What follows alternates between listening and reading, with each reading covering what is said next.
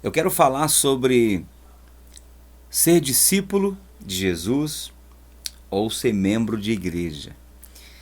Eu sei que é um assunto assim que alguém pode questionar dizendo, puxa, qual é a diferença entre ser discípulo de Jesus e ser membro de uma igreja? Tem como ser discípulo de Jesus e não ser membro de uma igreja? Tem como ser discípulo de Jesus e não estar inserido numa igreja? Tem como estar dentro de uma igreja e não estar sendo discípulo de Jesus? Eu quero ler um texto aqui em Lucas capítulo 14, versículo 25 em diante. O título aqui na tradução atualizada fala sobre o serviço de Cristo exige abnegação.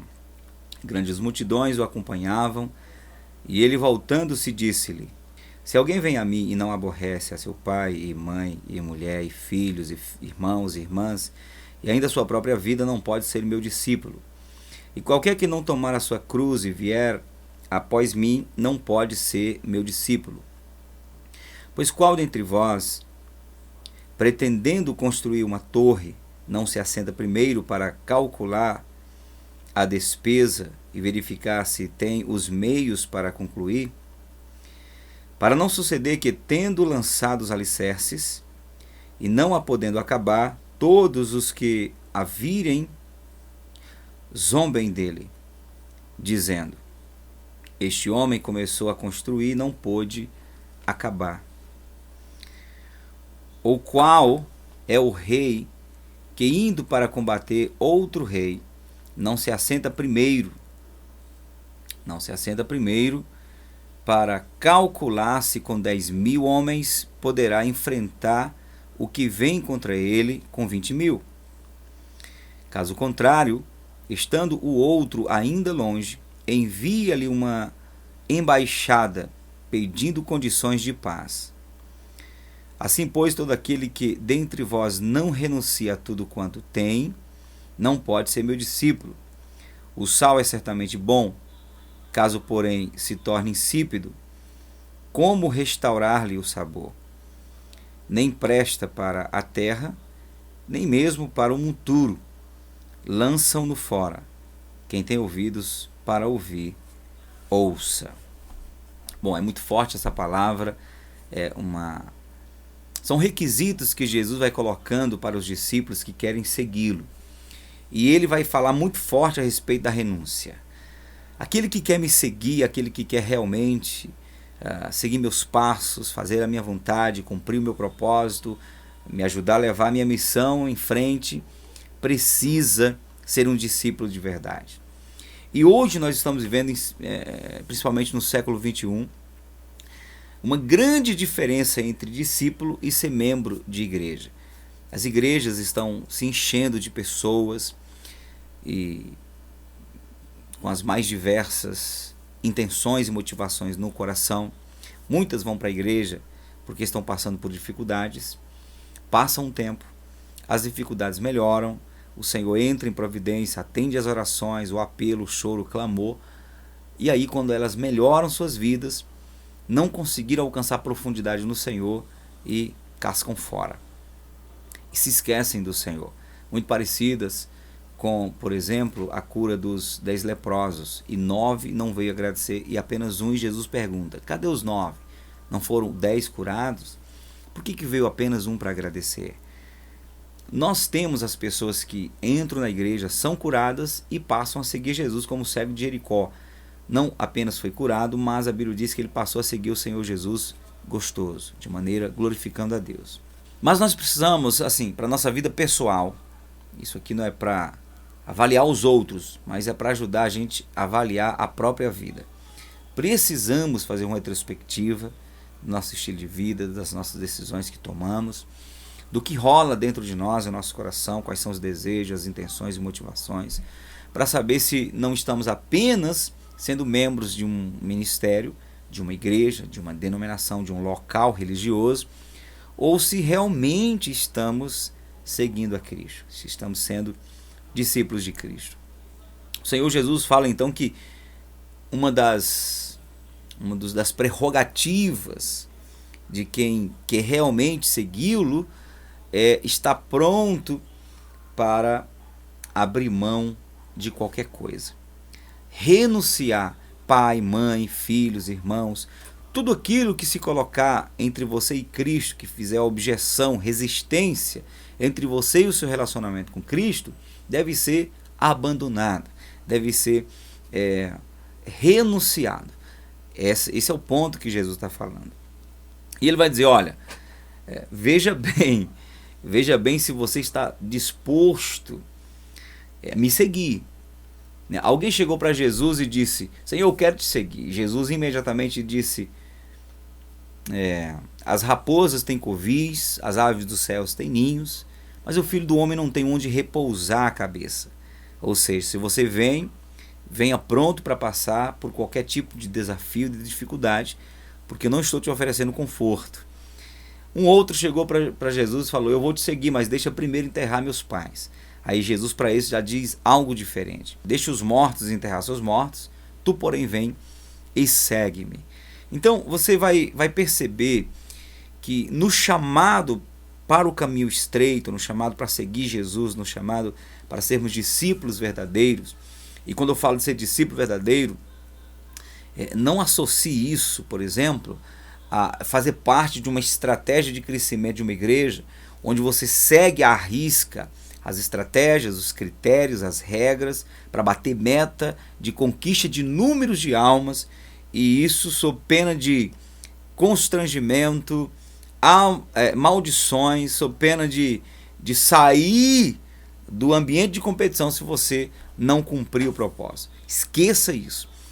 Isso aí são estratégias que até são boas, lindas e maravilhosas, mas a partir do momento que elas viram um fim em si mesmo, então são coisas de homens.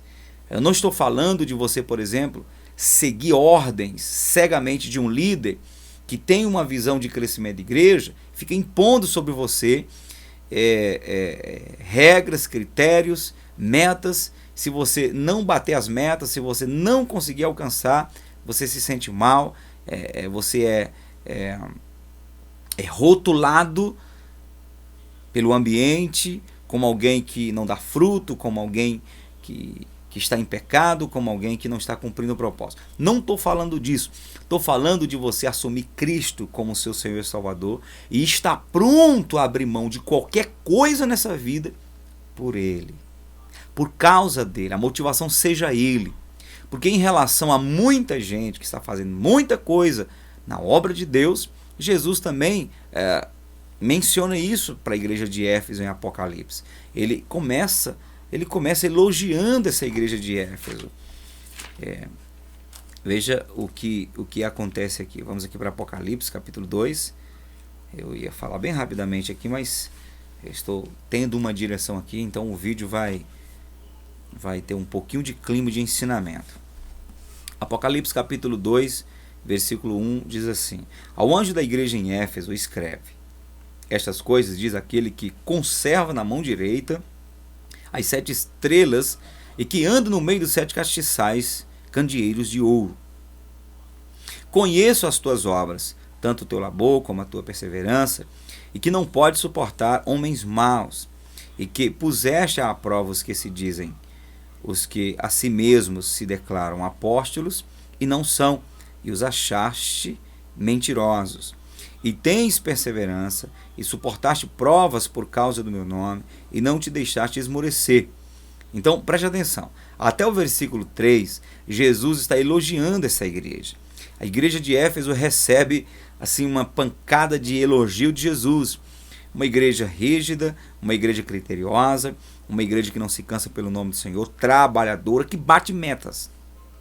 Uma igreja que cumpre o propósito aparente de uma boa igreja. Agora, o versículo 4, Jesus vem com uma outra palavra e ele muda totalmente aqui o foco. Ele diz: Tenho, porém, contra ti que abandonaste o teu primeiro amor. Então, aqui eu quebro esse pensamento de que ser um verdadeiro discípulo, um discípulo verdadeiro de Jesus, é você estar seguindo à risca e cumprindo os propósitos de uma denominação, de um ambiente religioso. Eu quero aqui então deixar claro que seguir Jesus, que ser um discípulo de Jesus, é muito mais profundo do que isso. É algo que está no interior, é um encargo no interior. Pode ser que você não frutifique tanto nessa terra, pode ser que você não dê tanto resultados para uma denominação religiosa. E contudo ser um discípulo genuíno, um discípulo verdadeiro do Senhor Jesus. Por outro lado, pode ser que você seja alguém que frutifique muito lá fora, frutifique dando muitos frutos e ainda não ser um discípulo de Jesus. Você corre o risco de não frutificar muito e mesmo assim sendo discípulo, ser um bom discípulo de Jesus. E pode acontecer também de você frutificar muitíssimamente e, no entanto, não ser alguém aprovado pelo Senhor. É o que o apóstolo Paulo falava. Ele dizia: meus irmãos, eu tenho uma missão, eu faço muita coisa para Deus, mas concomitante a isso, eu esmurro meu corpo e reduzo a servidão, para que pregando aos outros, ou seja, para que fazendo tantas obras para os outros, dê tanto resultado para os outros, eu não venha a ser reprovado. Então é possível que alguém trabalhe, que alguém bata metas, que alguém seja realmente uma sumidade em resultados, em talentos, em desenvolvimentos exterior, e contudo ser reprovado no interior.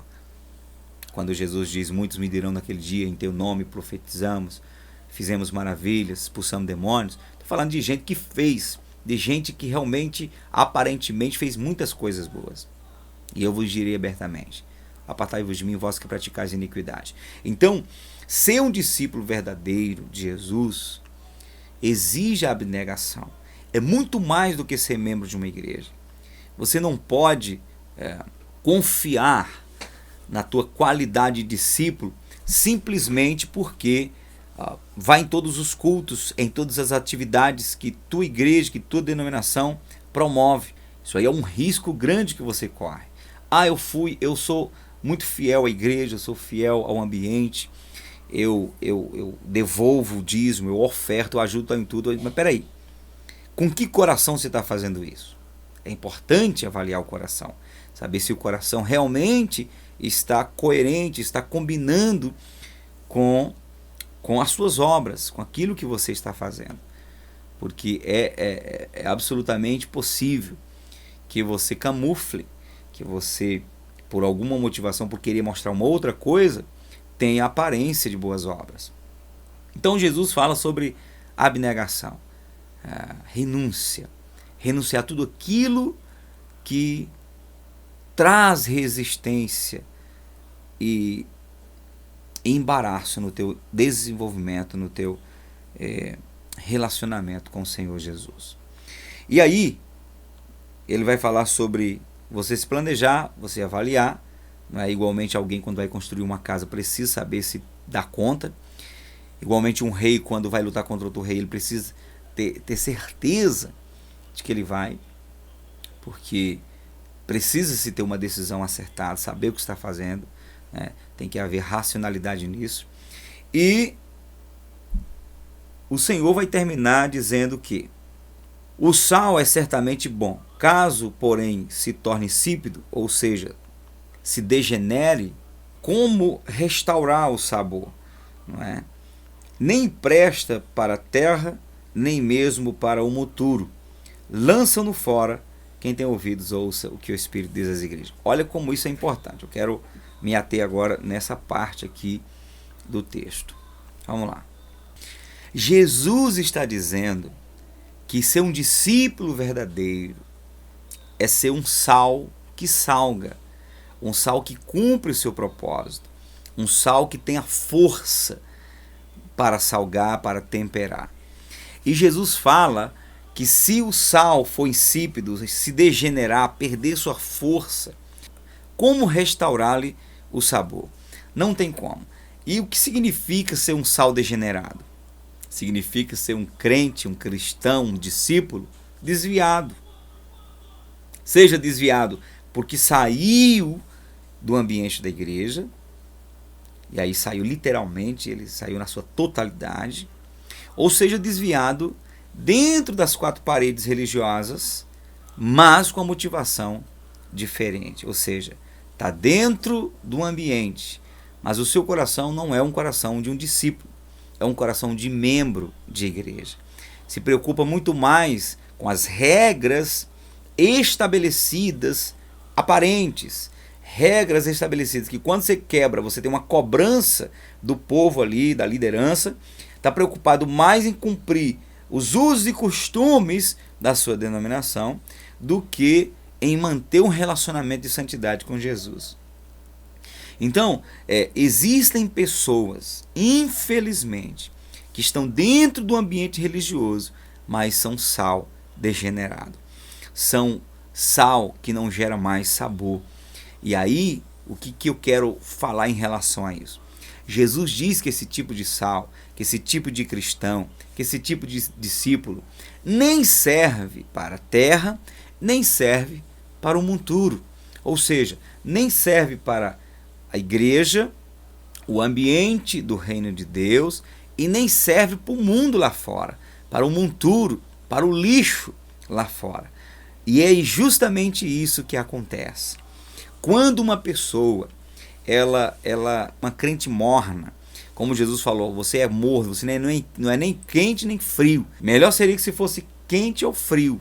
Mas porque é morno, é meio termo, eu vou vomitar na minha boca. É o tipo de gente que nem é crente direito e nem é mundano direito. Essa pessoa não serve nem para a igreja, nem para o reino de Deus, não serve para o mundo também. Por quê? Quando uma pessoa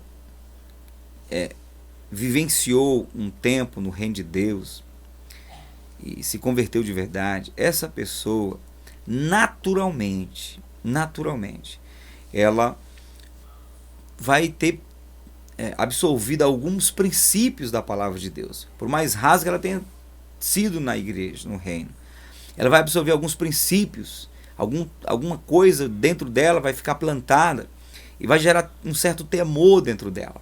Quando ela se desvia lá para o mundo, por alguma fraqueza, por alguma inclinação, por alguma tendência, ela vai para o mundo. Só que quando ela chega no ambiente do mundo, no ambiente das farras, da impiedade, na roda dos escarnecedores, quando ela chega no ambiente de pecado, que as coisas são bem descaradas, que está na cara que o diabo está assolando, que o diabo está guiando as pessoas, que as pessoas estão influenciadas pelo pecado, pelo diabo, então essa pessoa, esse crente desviado, esse cristão que saiu do reino de Deus, está lá no mundo, ele não vai conseguir engolir tudo. Então, em alguma área da sua vida, ele gera conforto para os seus amigos. Mas em outros pontos ele vai resistir, ele não vai engolir, ele não vai receber aquilo de maneira agradável. E aí as pessoas começam a dizer assim, olha, rapaz, esse cara depois que ele passou um tempo na igreja, ficou chato demais, cara.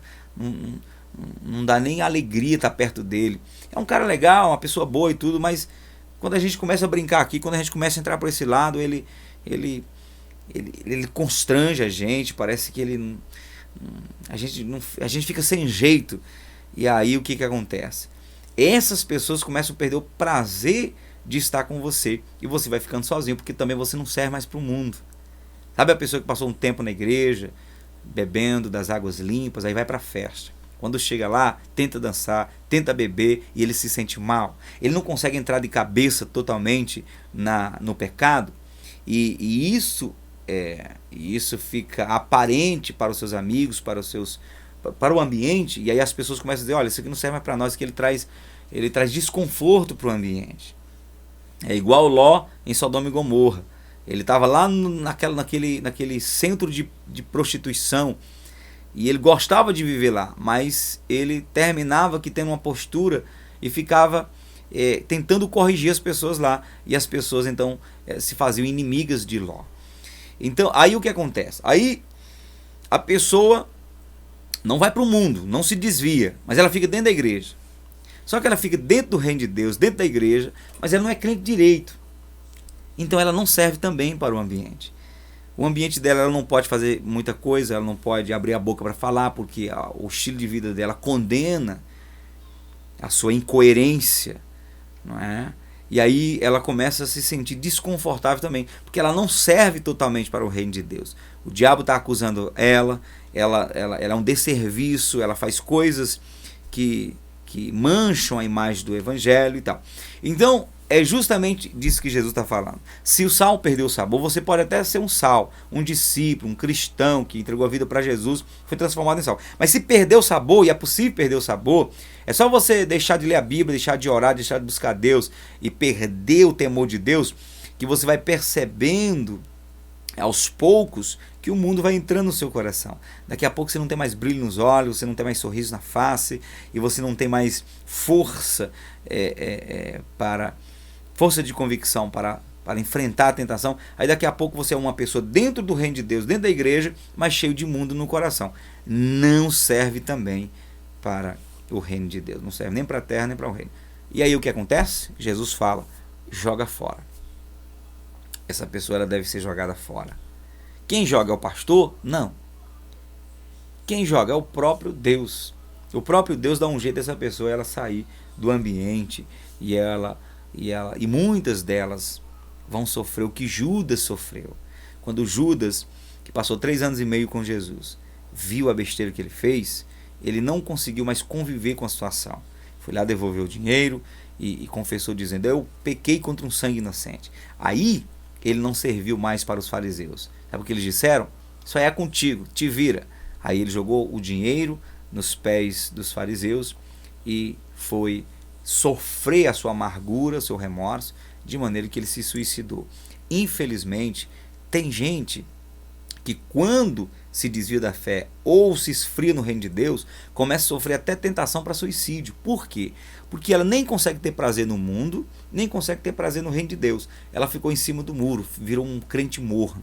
E aí o destino é ser vomitado da boca. Pastor, você não acha que com essa palavra você vai terminar incentivando gente, uma vez que está nessa condição que você está falando, se suicidar? Não. O propósito aqui é motivar você a tomar uma postura, a renunciar essa desgraça de vida que você está vivendo, a renunciar ao pecado e tomar uma postura para Cristo. Eu poderia dizer assim, ou vem para a igreja de verdade, ou entra no reino de Deus e seja um discípulo de Jesus, ou vai para o mundo de verdade. Você já sabe que essa é uma condição. Está estampado isso. Ou é ou não é. Jesus fala, é sim, sim, não, não. Ou você adora um e aborrece o outro, ou você se dedica a um e odeia o outro. Mas eu não quero dizer assim, ou tu entra de cabeça no reino, ou vai direto para o mundo. Não, não vai para o mundo não. Vale a pena não, de lá eu já vim. Eu sei que o mundo é lugar de cão, é lugar de tormento, é um lugar, o mundo, a vida secular, a vida sem Jesus lá fora, é uma prévia para quem vai para o inferno. É um estágio para quem vai para o inferno. Então não vai para o mundo não. Venha para o reino de Deus. Venha para Cristo. Se você está vivendo dentro da igreja, dentro do ambiente religioso, mas sendo que o teu coração está longe, está distante do Senhor, então te conserte, moço. Te conserte, moça. Se converta de verdade. Se entregue a Cristo. Faça uma oração radical, uma oração de rendição. Senhor, me perdoa por viver hipócrita tanto tempo na igreja. Eu quero realmente ser um discípulo verdadeiro. Quero amar o Senhor. Quero agradar o Senhor. Quero servir o Senhor de verdade. E Deus vai te abençoar. Saiba disso. Deus vai te abençoar. Então, a pergunta que eu faço: ser membro da igreja ou discípulo de Jesus? Você quer ser um membro da igreja, um membro de uma denominação, ou você quer ser um discípulo do Senhor Jesus? Você pode ser um membro da igreja apenas e não ser discípulo de Jesus. Mas se você for um discípulo de Jesus, além de ser um bom discípulo de Jesus, você vai estar inserido com muita alegria e muito feliz na igreja, onde o Senhor direcionar você. Que Deus te abençoe com essa palavra. O foco aqui é trazer um pouquinho de despertamento para que você se avalie e te ajudar a melhorar na tua fé em Cristo Jesus. Deus abençoe.